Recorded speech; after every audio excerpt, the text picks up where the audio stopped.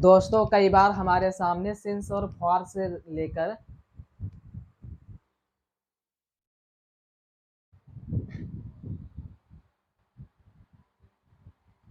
दोस्तों क्या आप जानते हैं कि सिंस और फॉर का यूज हम किस तरह से करते हैं। कई बार हमारे मन में ये सवाल उठता है कि कब हम सिंस का यूज करें और कब हम फॉर का यूज करें। हमारे मन में एक कन्फ्यूजन रहती है सिंस और फॉर के यूज को लेकर। तो आज उसी कन्फ्यूजन को हम दूर करने के लिए आए हैं, तो बने रहिए अंत तक वीडियो पर और देखें।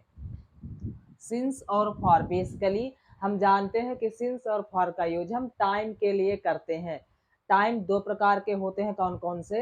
एक होता है हमारा कच्चा समय जिसको कहते हैं इंडेफिनिट टाइम, अगला होता है पक्का समय जिसको हम कहते हैं डेफिनिट टाइम। कच्चा समय का मतलब होता है जिस समय के बारे में हमें कोई भी क्या ना हो, जानकारी ना हो। और पक्के समय का मतलब होता है उस समय से लेकर हमारे पास पूर्ण रूप से डिटेल रूप से पक्की जानकारी हो, वो होता है पक्का समय अथवा डेफिनिट टाइम। तो दोस्तों हमारे सामने दो समय होते हैं, कौन कौन से। पहला समय होता है पक्का समय। कौन कौन सा? पक्का समय, पक्का समय। अगला होता है कच्चा समय। अब ये पक्का समय क्या होता है और कच्चा समय क्या होता है। जिस समय के बारे में हमें जानकारी हो वो होता है पक्का समय, और जिस समय के बारे में हमें निश्चित जानकारी नहीं होती है वो होता है हमारा कच्चा समय। जो पक्का समय हमारा होगा उसके साथ में हम यूज करेंगे सिंस का। जी हाँ, क्या लगाएंगे उसके साथ में? सिंस। और जो हमारा समय कच्चा होगा उसके साथ में हम यूज करते हैं फॉर का। एक तो स्टेप ये होता है सिंस और फॉर को लगाने का। अब लेकिन कंफ्यूजन ये होती है कि टाइम को कैसे हम पहचाने कि ये पक्का समय है और ये कच्चा समय है। तो देखो, सिंस को लगाने का जो तरीका होता है वो क्या होता है। सिंस, जो हमारा सिंस है ये टाइम के लिए यूज होता है। और सिंस हमारा कैसा टाइम होता है? सिंस पक्का समय है या डेफिनिट टाइम है, इसी को हम कहते हैं पॉइंट ऑफ टाइम। सिंस हमारा कैसा है? Point of time. Point of time का मतलब होता है निश्चित समय। कैसा समय? निश्चित समय। तो सिंस का यूज हम निश्चित समय के लिए करते हैं, पॉइंट ऑफ टाइम के लिए। या फिर इसी निश्चित समय को हम क्या कहते हैं? Specific time. दोस्तों ये स्पेसिफिक टाइम का मतलब क्या होता है? कोई खास समय। जी हाँ, क्या? कोई खास समय, उसको कहा जाता है स्पेसिफिक टाइम। अब वो कौन कौन से खास समय होते हैं, जरा हट के जरा बच के यहाँ देखो। तो स्पेसिफिक टाइम में हमारे कौन कौन से आते हैं? पहला हो जाएगा डे। दोस्तों स्पेसिफिक टाइम में पहला हमारा होता है डे। डे का मतलब होता है दिन। जब किसी दिन के बारे में उस दिन का नाम बताया जाए, उस दिन का नाम दिया हो, वहां पर हम यूज करते हैं सिंस का। जैसे बुधवार, रविवार, इस तरीके से। अगला होता है डेट। जब डेट के बारे में बताया जाए, जैसे 26 जनवरी, 15 अगस्त, 27 जुलाई, इस तरीके से, तो इसके साथ में हम यूज करेंगे सिंस का। उसके बाद मंथ, यदि किसी महीने का नाम दिया हो तब हम सिंस का यूज करेंगे, जैसे जनवरी, फरवरी, मार्च। अगला होता है ईयर। जब ईयर का मतलब साल, जब साल का नाम दिया होता है तब हम उसके साथ में सिंस का यूज करते हैं, जैसे 2018, 2015, 2010। सीजन। दोस्तों जब सीजन के बारे में बताया जाए, सीजन का मतलब होता है मौसम। जी हाँ, क्या? मौसम। जैसे सर्दी, जाड़ा, गर्मी, इस तरीके से, तब हम इसके साथ में यूज करेंगे सिंस का। ये पहला स्टेप हो गया। अगला जो हमारा स्टेप होता है वो होता है parts of a day. Parts of a day. दोस्तों पार्ट्स ऑफ डे का मतलब होता है दिन के हिस्से। क्या? दिन के हिस्से। जो दिन के हिस्से होते हैं उनके साथ में हम सिंस का यूज करते हैं, दिन के हिस्से। और दिन के हिस्से कौन कौन से होते हैं? जैसे शाम, सवेरा, है ना, रात, इस तरीके से।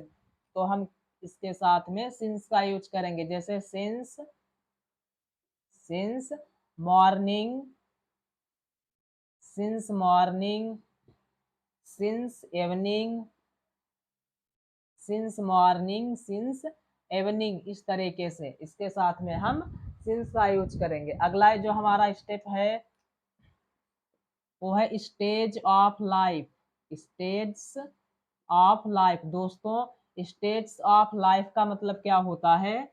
जीवन की अवस्थाएं, जीवन की अवस्थाएं, स्टेज ऑफ लाइफ। जीवन की अवस्थाएं कौन कौन सी होती हैं? दोस्तों जीवन की अवस्थाएं जैसे बचपन हो गया, बुढ़ापा हो गया, जवानी हो गई, ये क्या होती है? स्टेज ऑफ लाइफ, जीवन की अवस्थाएं होती हैं और इनके साथ में हम यूज करते हैं सिंस का, जैसे सिंस चाइल्डहुड, चाइल्डहुड का मतलब होता है बचपन से, सिंस चाइल्डहुड, इस तरीके से। अगला क्लॉक।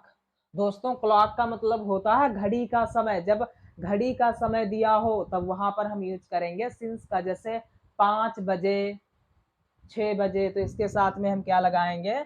Since, since.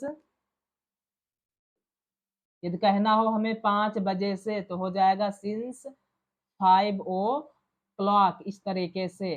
अगला जो होता है क्लॉक के बाद एएम या एएम पीएम।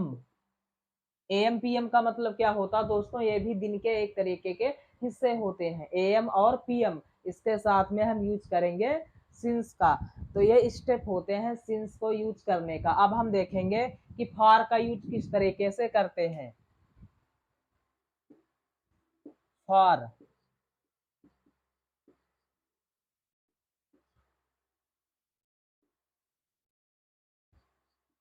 दोस्तों जो हमारा फॉर होता है उसका यूज हम कहाँ पर करते हैं? उसका यूज हम करते हैं period of time. Period of time का मतलब होता है अनिश्चित समय। एक समय होता है पॉइंट ऑफ टाइम, निश्चित समय, और अगला होता है period of time. Period of time का मतलब होता है अनिश्चित समय। तो फॉर का यूज हम अनिश्चित समय के लिए करते हैं, जिस समय के बारे में हमें क्या ना हो? निश्चित जानकारी ना हो। जैसे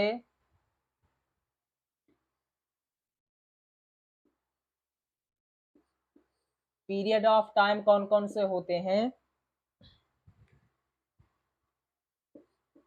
जैसे इंडेफिनिट, इंडेफिनिट ड्यूरेशन।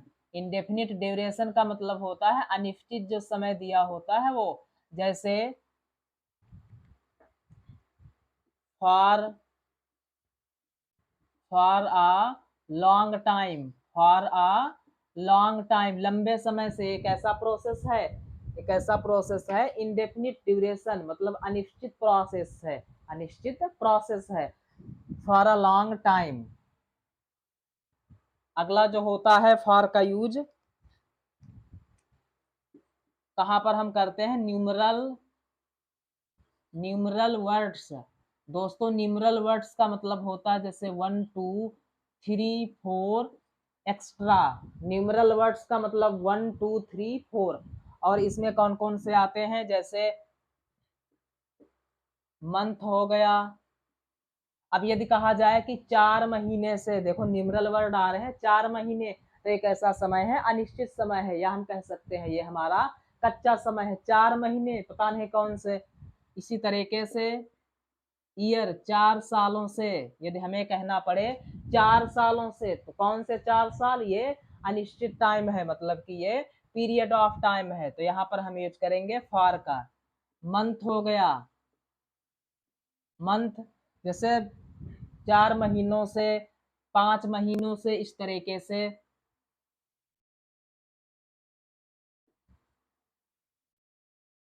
उसके बाद आवर्स हो गया। आवर्स का मतलब होता है दोस्तों घंटे। जैसे हमें कहना हो 2 घंटे से, अब ये 2 घंटे किस में आएंगे? अनिश्चित में आएंगे, क्योंकि इसके बारे में हमें जानकारी नहीं है, तो ये हो जाएगा आवर्स।